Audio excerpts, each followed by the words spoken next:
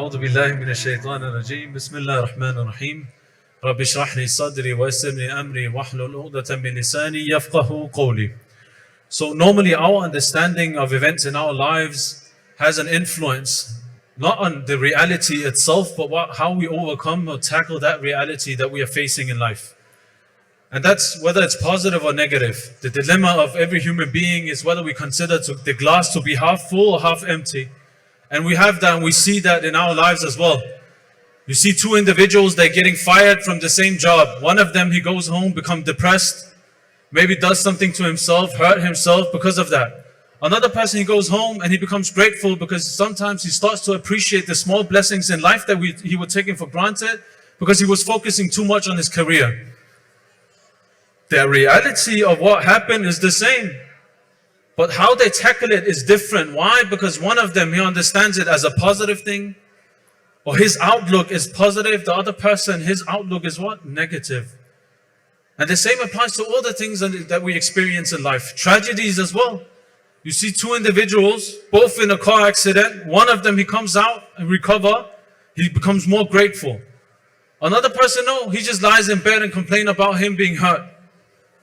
The outcome is different, but the reality of what happened, the tragedy is the same. Both of them were in a car accident. But one of them, he perceived it as a positive thing. He changed his life. وَقَلِيلٌ مِّنْ عِبَادِيَ الشُّكُورِ. There are only a few of my servants that are truly grateful. So that makes a difference. The same applies to all the small things in life that we normally take for granted. Sometimes we come home, we see there's laundry. Instead of thanking Allah subhanahu wa ta'ala that He blessed us with clothes that we can wear, we start complaining about the laundry. Or if there's dishes to be washed, instead of thanking Allah subhanahu wa ta'ala that He blessed us food, why? There wouldn't be any dishes to wash if there were not food on the table. Sometimes the person he came to me, he was crying, like my children, they cry a lot, they're loud, what should I do? How should I react, this, that? I told him, just the fact that you have children and they're crying, that itself is a blessing. Do you know how many couples out there that have a difficulty getting children?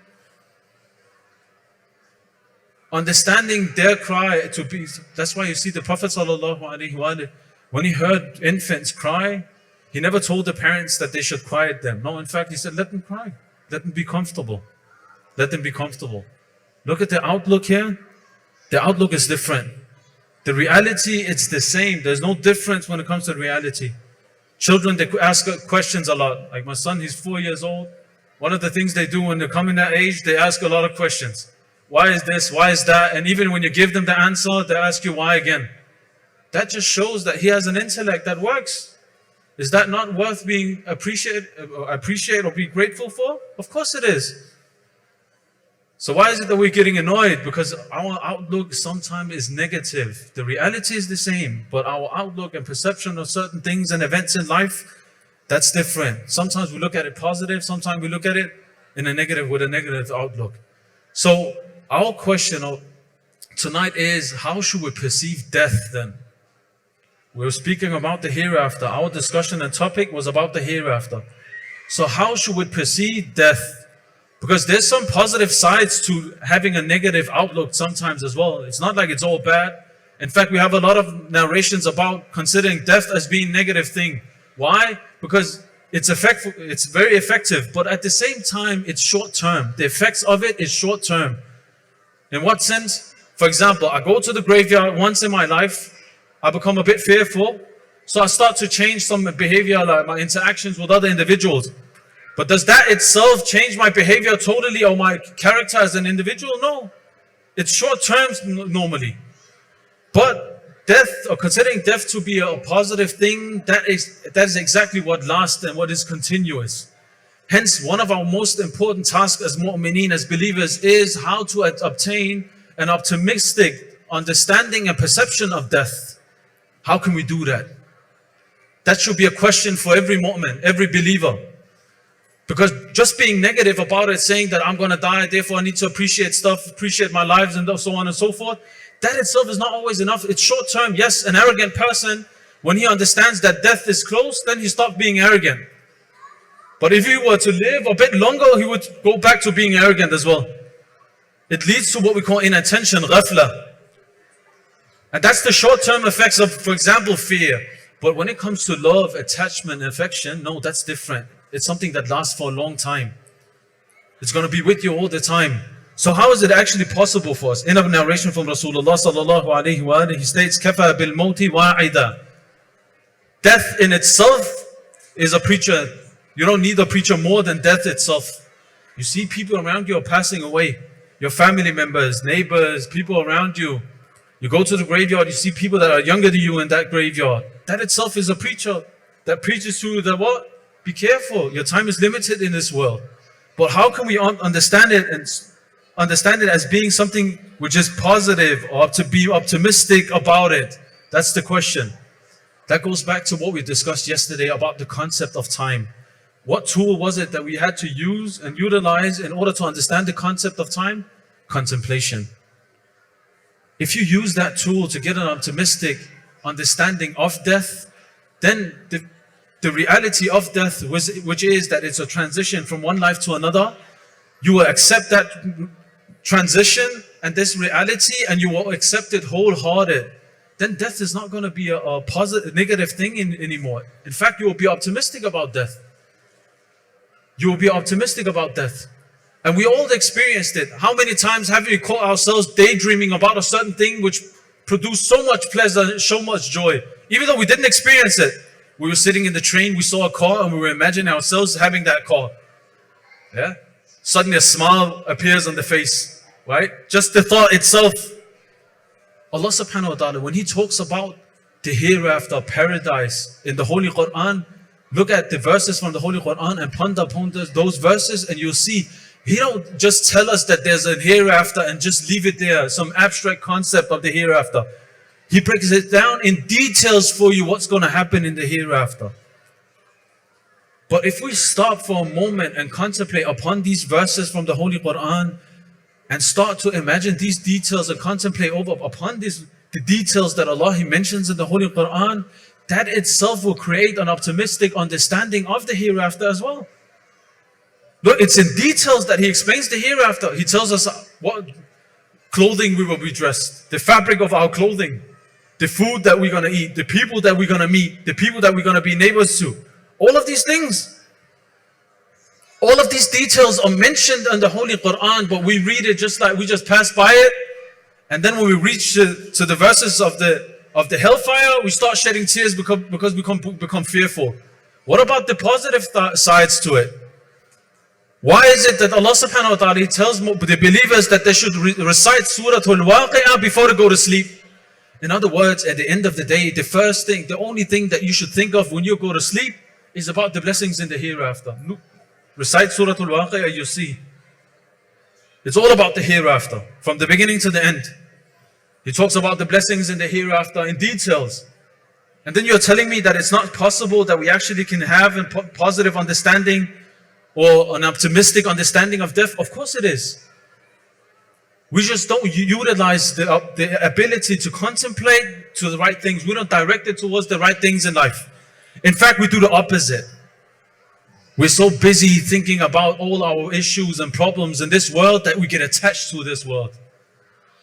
And that's the opposite of it. We're always thinking about the problems in this life. I have to buy something on my way home. What about these issues? That person said this, that person said that. What if my salary doesn't come? I need to work, I need to find a job. And what about after I finish uni, what I'm going to do? We're always concerned and worried about this worldly life that we don't even find time to contemplate upon the verses that talks about the hereafter in details. Therefore, one of the things that we should do as a practical step, inshallah, focus a bit on the verses that talks about the blessings in the hereafter. And then tell yourself, look, I would like to enter paradise without any hisab, without it being held accountable for anything. Is that possible? Yes. It all goes back to your own perception of Allah subhanahu wa ta'ala. Listen to this hadith. مَا عُوتِيَ مُؤْمِنٌ قَدْتُ خَيْرَ الدُّنْيَا وَالْآخِرَةِ إِلَّا بِحُسْنِ ذَنِّهِ بِاللَّهِ. A believer, he's not given anything good from this worldly life or the hereafter, إِلَّا بِحُسْنِ ذَنِّ بِاللَّهِ, except because of his good thoughts in Allah subhanahu wa ta'ala. We showed up for Laylatul Qadr. That's exactly what we should ask Allah subhanahu wa ta'ala for. Give us the understanding of the hereafter and death as being a positive thing. that we are being reunited with our most beloved, what we desired from the beginning. And we find people in Islamic history that had this understanding.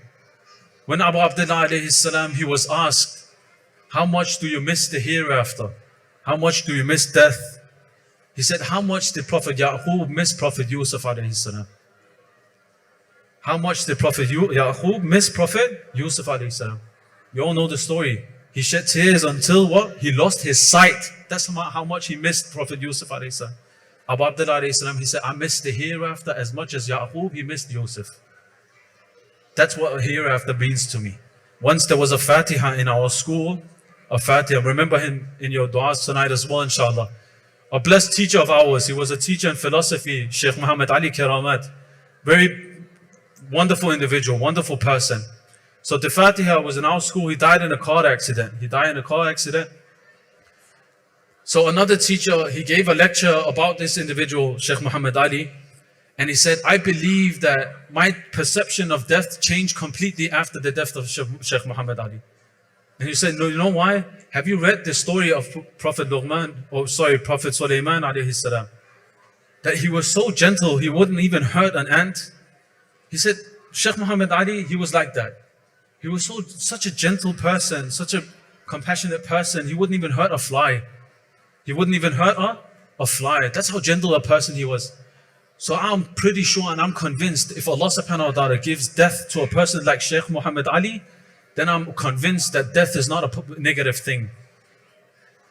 Or else he wouldn't give it to such a wonderful individual like Sheikh Muhammad Ali.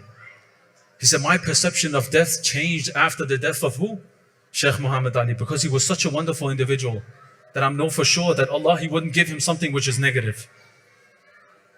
This is how our perception of death should be. And it is possible to attain that understanding. Just imagine all the majalis we have for Abu Abdullah alayhi salam, the sweetness of these majalis, the poetry, the emotions, the tears that are being shed. How wonderful isn't that? How sweet isn't that? Then understand death or the hereafter as being in the gathering of Abu Abdullah alayhi salam himself. Not his majlis, but the majlis that are being held in his name, where he's present himself. How sweet isn't that then? If a majlis in the name of Abu Abdullah alayhi salam is sweet, if Arba'een, the walk is sweet from Najaf to Karbala with all the hardships, then imagine being next to the person himself that you're doing all these things for. How sweet isn't that? Your neighbor is not going to be some grumpy person that knocks on your door, knocks on your wall all the time because they're loud. Yeah? Your neighbor is going to be individuals like Imam al-Hasan al-Mushtaba. If you want to hear the stories from a Prophet Ibrahim alayhi salam, he would tell them his stories himself. Any prophet that you wish to visit, you can visit them. All the sisters, they can meet Sayyidah Zainab, Lady Zainab as much as they want. Lady Fatima alayhi salam, they can hear about the story of Lady Maryam alayhi salam from himself. Not reciting the Holy Quran, no, from herself. Look at this thought, how sweet it actually is, this thought. If you don't want to consider death to be a positive thing, what comes after death? That's the hereafter. Then at least attach yourself to that so you understand this transition as a positive thing. And it is possible to do that. In a narration we have that Amir al-Mu'mineen, he states, وَالْمُؤْمِنْ زَيَّنَ لَهُ الْآخِرَةَ فَهُوَ يَنْظُرُ إِلَيْهَا مَا يَفْتَرُ. A person who is a mu'min, in his heart, the hereafter is beautiful for this person. He made it beautiful for this mu'min. And he looks at it and he gets calm. There's no calmness here. In other words, he's eager to and yearning for the hereafter. قَدْ حَالَتْ شَحْوَتُهَا بَيْنَهُ وَبَيْنَ لَذَّةِ الْعَيْشِ. To an extent that all his attachment in this worldly life and these superficial pleasures that he's experienced in this life, his love and attachment for the hereafter becomes a hijab, becomes a what? A barrier for him. He doesn't see these worldly superficial pleasures that leads him to hurt himself and leads him to destruction. He don't see that anymore. He doesn't even care. He's not focused on it anymore. Why? Because his focus is what? His eyes is on the prize, which is to be in the company of who? The Prophet sallallahu alaihi wasallam. Sit next to the Prophet, the person he's been imitating his whole life. How sweet isn't that? Just the thought itself and contemplating upon these verses and these ideas and the beliefs that we have, trust me, you get an optimistic understanding of the hereafter. In a narration we have that once a person, he came to Imam Ja'far as-Sadiq alayhi salam, recite the salawat.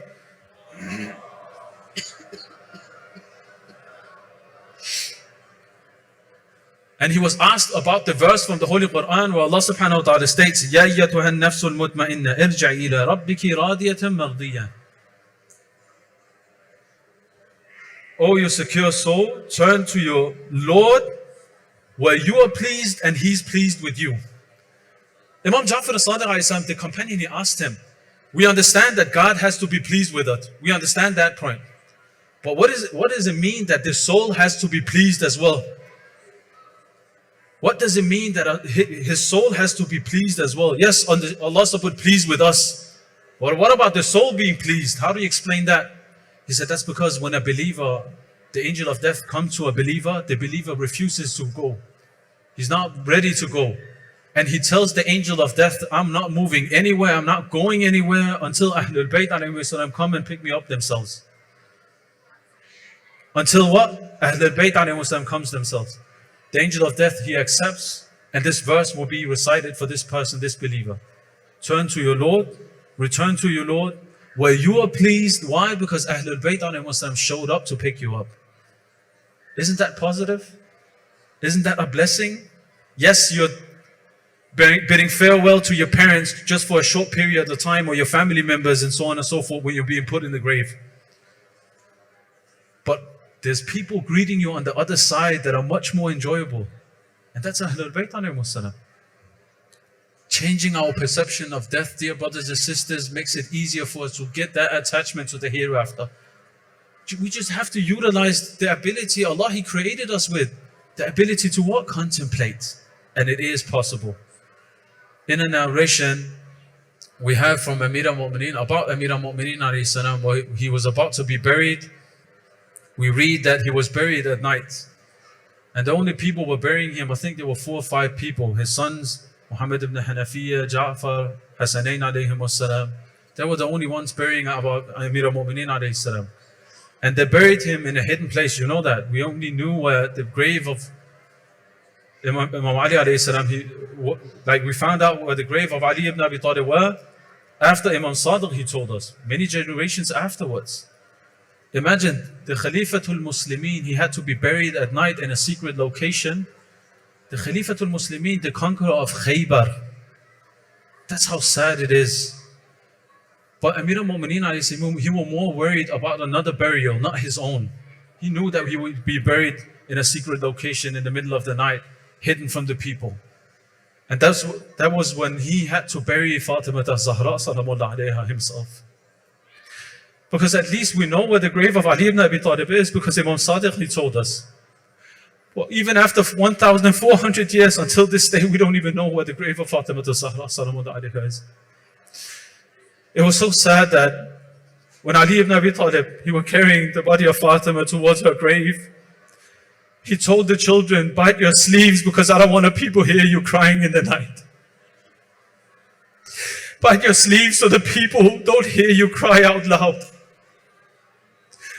When Ali ibn Abi Talib was buried, nobody had to be quiet. But with Hasanain, with Lady Zainab, they were the only children, they were told to bite their sleeves so they don't hear them. After Ali ibn Abi Talib, he buried Lady Fatima alayhi salam.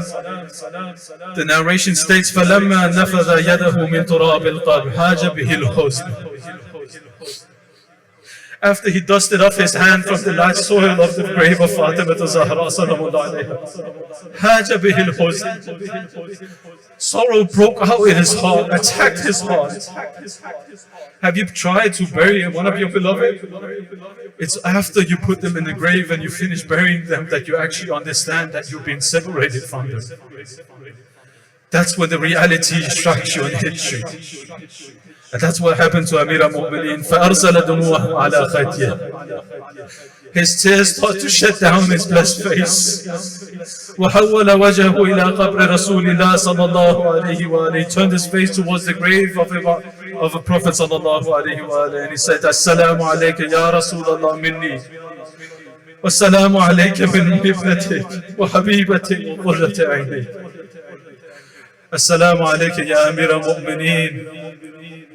ألا لعنة الله على قوم الظالمين وصلى الله على محمد وآله الطيبين الطاهرين."